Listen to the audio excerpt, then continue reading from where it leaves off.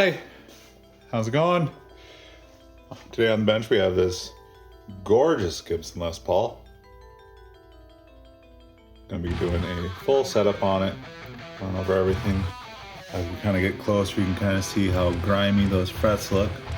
So we're gonna go ahead and knock any high frets down and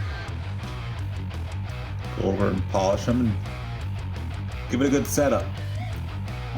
The owner of this has said he never got it set up from when he purchased it, so we're just going to give it a good run through, get this thing playing outstanding.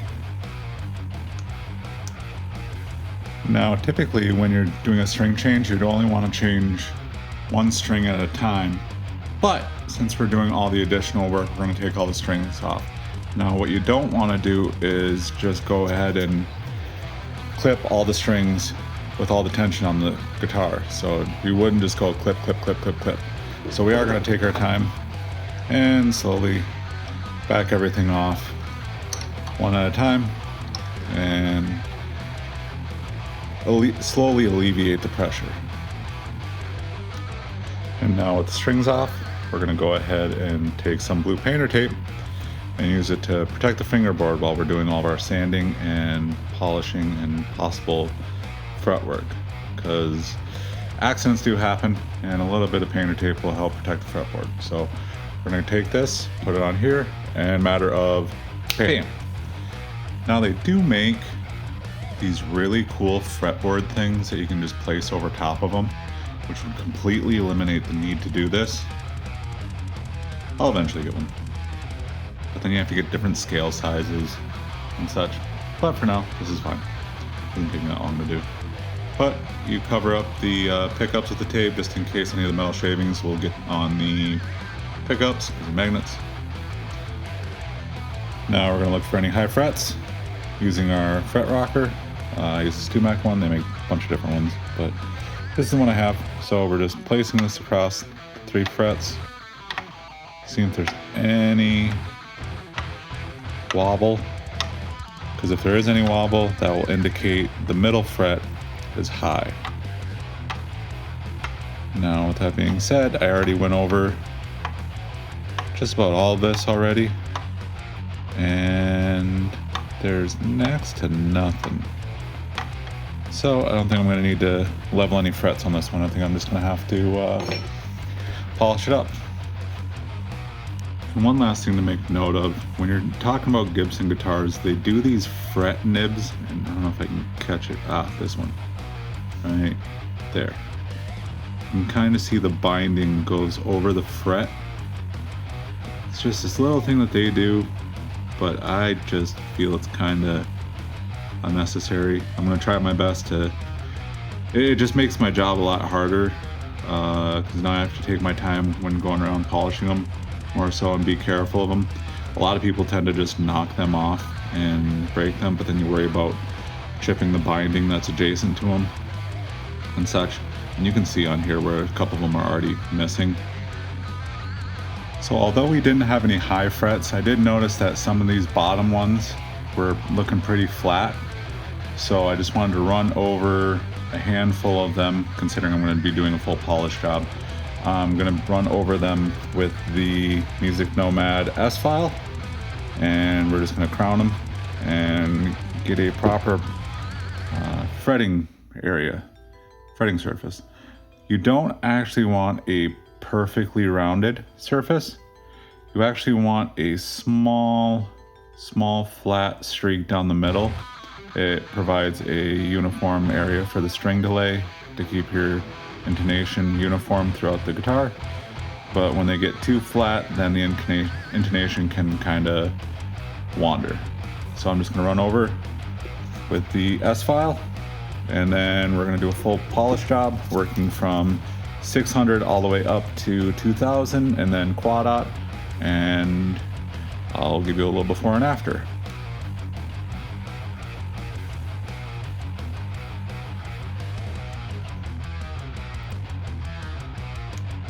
And after.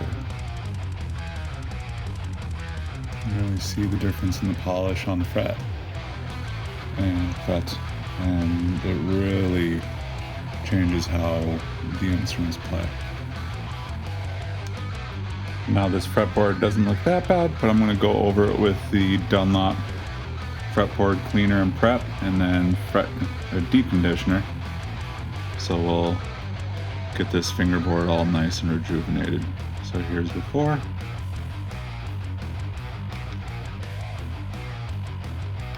And while we have the fretboard conditioner soaking in, we're just going to go ahead and use this Music Nomad 1 to clean and polish the rest of the body, get it all the dirt and grime off it, all this dust and crud. This thing looking top tier. And after we let the fingerboard conditioner soak in and get this all ready, now it's time for the strings. Now, when it comes to stringing a guitar, I always see online people talking about the luthier or not, blah, blah, blah. Yes, you can do the luthier knot, but it's completely unnecessary. And if anything, it just makes it harder for the next string change. So what we're going to accomplish is we are going to put the string in the slot. We're going to give it 3 finger lengths, slide it back. That's how much slack that you need. We are then going to take this extra slack and put it up around the top, like so. So now if I can get it to focus, see, we wrapped it around. So now we have this excess here underneath the top. I'm going to bend this up, and with my finger, see how I'm applying pressure down, and that's going to tighten when I tie this up. And of course my autofocus the other way. As I spin it, it's then going to wrap in the center. And if I can zoom in a little bit, bam. You can see how now this excess slack here is going in between the two. So as I spin it, it's going in between the two. So that right there is going to pinch the string in place. And so now that is holding the string where it needs to be. I typically will cut the string approximately here. So there will be a little bit poking up, but I usually wait till the end of the string. I've been stringing guitars like this for 24 years now, and I've never had a string slip out, whether it's the thicker of the low E or up to the high E. Like I said, the luthier knot is absolutely a thing. It does lock the string in there, but it feels excessive, and really the only thing I've ever experienced with it is the giant pain in the butt when it comes to restringing the next time, because then you have to worry about untying everything. So here, now we're on to the actual setup aspect of it. So we're going to go through the train method that I've used before. So we're doing tune, which it's tuned to half step down, but since I'm using a capo to do the setup, it's showing up as standard. Tune. Now the next thing I need to measure is the relief. So I take this 6/1000 feeler gauge, fret the 12th fret, and on the 6th fret, I just barely try to see if I can snake that through.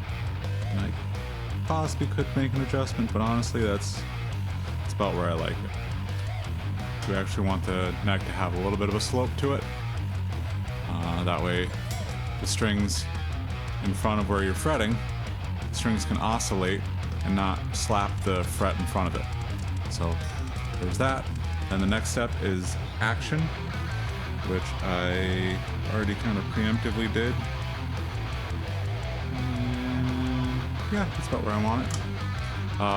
Gibson use these, especially on these skinny posts, they use these little thumb screws, which are kind of tough to work on. You have to detune the guitar, make your adjustment, and then make the adjustment, and then retune back up, check, see if that's appropriate, and it's kind of a pain in the butt.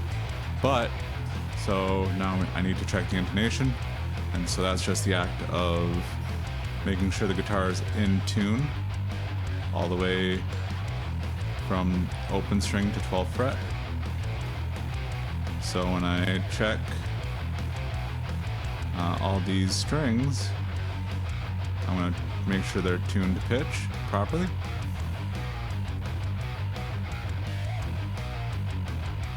And so this right now is reading exactly G sharp.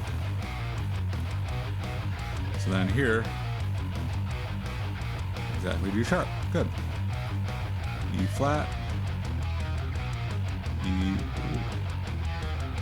Try it again. E flat. E flat. No, that's good. C sharp.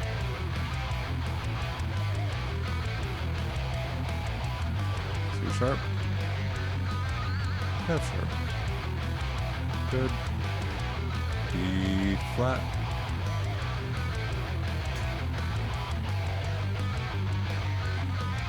That's good. There's a little couple adjustments I want to make, just tighten up. It was really close. It was pretty guitar though. So one last thing, when you're putting new strings on a guitar, the strings are in such a dormant state for such a long time, and then you put all this tension on them, you'll find that they go out of tune rather quickly, like right away. So,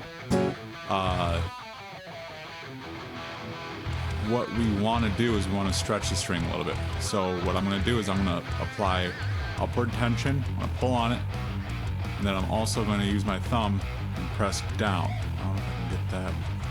So I'm going to like apply tension there, and that way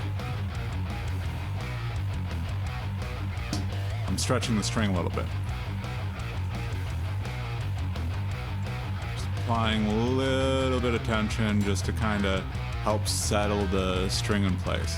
Usually I find what I'll do is I'll tune the guitar, stretch, tune, stretch, tune, stretch, and then usually after that third time when I go to stretch, or go to tune it for that last time, if it hasn't moved, then I know that it's sat properly. So then the strings should hold up a lot better now.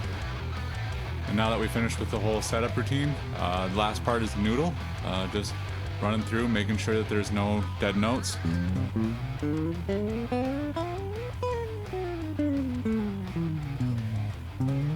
Which I've already been kind of doing. But got it all playing nice and pretty now.